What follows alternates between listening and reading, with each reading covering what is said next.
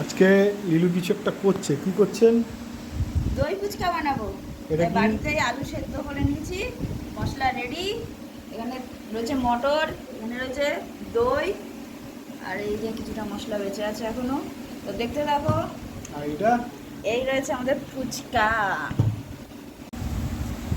Last and final fuchka complete. খেয়ে দিয়ে জানাবো কেমন হয়েছে। আশা করি ভালোই হবে, একদম দোকানের মতন দেখতে হয়েছে। খেতে কতটা ভালো হবে জানি না, আশা করছি ভালোই হবে। টান টান! এই হচ্ছে আমাদের দই ফুচকা আজকে রেডি। এখন চলো বলো ফুচকাটা কেমন হয়েছে।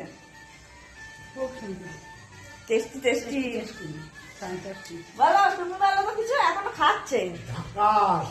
দোকান দেওয়া যাবে একটা দোকান দেওয়া যাবে তাহলে? হুম। তাহলে চলো কবে দোকানটা দেওয়া যায় দেখি।